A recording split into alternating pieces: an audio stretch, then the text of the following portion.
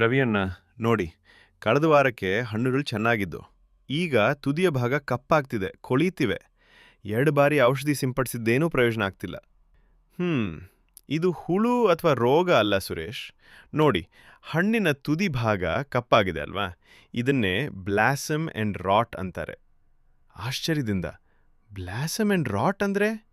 ನೀರನ್ನೂ ಸರಿಯಾಗಿ ಹಾಕ್ತೀನಿ, ಹೀಗಾದ್ರೆ ಯಾಕಿಂತಾಗಿದೆ? ಅದು ಮುಖ್ಯವಾಗಿ ಕ್ಯಾಲ್ಶಿಯಂ ಕೊರತೆಯಿಂದ ಆಗುತ್ತೆ. ನೆಲದಲ್ಲಿ ಕ್ಯಾಲ್ಶಿಯಂ ಇದ್ದರೂ ಗಿಡ ಹಣ್ಣಿಗೆ ತಲುಪಿಸೋಕಾಗೋದಿಲ್ಲ ಕೆಲವೊಮ್ಮೆ. ನೀರಿನ ಅಸಮತೋಲನ, ಹೆಚ್ಚು ರಾಸಾಯನಿಕ ಅಥವಾ ಬಿಸಿಲಿನ ಹೊಡೆತ ಇವುಗಳಿಂದ ಸಮಸ್ಯೆ ಹೆಚ್ಚಾಗುತ್ತದೆ. ಅಂದ್ರೆ ಇದು ಬ್ಯಾಕ್ಟೀರಿಯಾ ಅಥವಾ ಫಂಗಸ್ ಅಲ್ವೇ? ಸರಿ ಹೇಳಿದ್ದಿ. ಸಿಂಪಟನೆ ಬೇಡ. ಬದಲು ನೀರನ್ನು ಸಮ ಪ್ರಮಾಣದಲ್ಲಿ ಕೊಡಬೇಕು. ನೆಲ ಒಣಗಬಾರದು.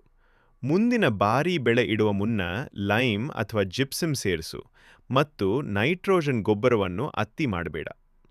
ಹೌದಣ್ಣ, ಅಂದ್ರೆ ನೀರಿನ ನಿಯಂತ್ರಣ ಮತ್ತು ಕ್ಯಾಲ್ಶಿಯಂ ಪೂರೈಕೆ ಮುಖ್ಯ ಅಂತ. ಈಗದ ಗಿಡಕ್ಕೆ ಏನಾದರೂ ಪರಿಹಾರವೇ?